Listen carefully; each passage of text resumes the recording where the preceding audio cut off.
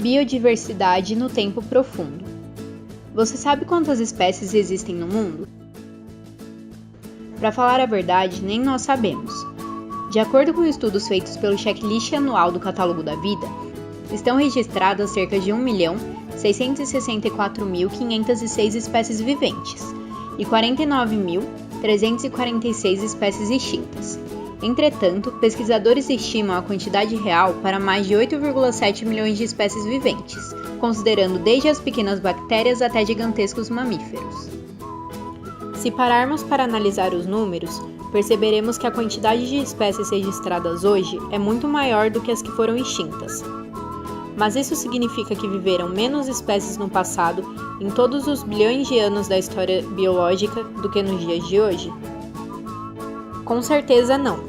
Essa diferença numérica de espécies só demonstra como é difícil o estudo com fósseis, uma vez que esses estão sujeitos a inúmeras variáveis, como a formação das rochas e mudanças climáticas. Assim, é necessário que os paleontólogos, estudiosos da vida em períodos geológicos passados, analisem a grande biodiversidade que encontram ao longo do tempo. Mas afinal, qual a importância do eixo temporal para a biodiversidade? Para começar, devemos ter em mente que a discrepância morfológica existente entre os indivíduos em diferentes períodos não é um limite para a biodiversidade, já que os maiores seres vivos que já passaram pela Terra viveram em períodos passados. Então, é possível dizer que a estrutura morfológica de um indivíduo é influenciada pelo ambiente em que ele vive. Como exemplo, temos a Meganeura moni, uma parente próxima das libélulas de hoje, mas que, diferente destas, possuía uma envergadura de quase 80 centímetros, tornando-a um dos maiores insetos já existentes. Esta proporção só foi possível devido às condições do período em que ela vivia, o Carbonífero. Durante bilhões de anos de evolução, esses indivíduos foram extintos e tiveram o mesmo ancestral comum que deu origem às pequenas libélulas que conhecemos hoje. Além disso, a análise do eixo temporal pode colaborar para a compreensão de diversos processos evolutivos nos seres vivos.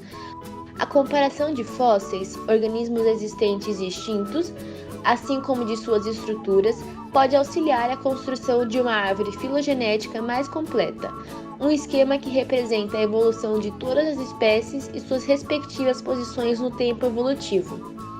Sem contar que o estudo de estruturas e adaptações morfológicas auxilia o entendimento da função biológica de cada indivíduo em determinado tempo.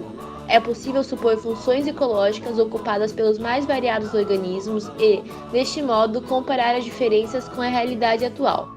Existem muitas espécies extintas que, devido às condições do passado, possuíam certos traços morfológicos exclusivos de ocupações exclusivas e que não existem mais nos dias de hoje. É possível que, a partir dessas novas adaptações morfológicas, os organismos ocupem novos ambientes e novos nichos. A influência de variações abióticas de certas espécies podem provocar ou sofrer num dado habitat ou região pode ser tão intensa que a ponto de provocar eventos catastróficos em populações, como grandes extinções. Assim, somente os organismos dotados de características específicas conseguiriam sobreviver sob essas novas condições. Ocorreram, ao todo, 5 grandes extinções, e em todas elas houve algo que mudasse drasticamente o ambiente e os hábitos de vida dos seres vivos, o que selecionou os indivíduos capazes de resistir a essas mudanças. Alguns cientistas defendem que, no mundo atual, estejamos passando pela 6ª extinção. O número de espécies extintas aumenta consideravelmente a cada ano, e devido às ações do homem, tem se tornado cada vez mais difícil a sobrevivência nas florestas, savanas, geleiras e mares para algumas espécies. E por falar em biodiversidade nos dias de hoje... Segundo o Índice Planeta Vivo, uma iniciativa da WWF, as populações de espécies de vertebrados diminuíram cerca de 52% desde a década de 70. Além disso, percebe-se que as espécies que vivem em zonas tropicais sofreram uma queda de quase 83% em relação à sua biodiversidade original. Porém, o que isso demonstra? Se compararmos o período atual com os passados, podemos perceber que é apenas um momento de queda de biodiversidade, e que, assim como todos os outros que já ocorreram na história geológica da Terra, são naturais e tendem a acontecer novamente.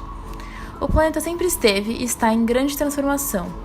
As condições se modificam constantemente, e apesar de muitos colocarem toda a culpa das mudanças climáticas nos seres humanos, Ao analisarmos toda a história geológica, percebemos que este é apenas um pequeno eixo temporal que se repete dentro da gigantesca história da vida.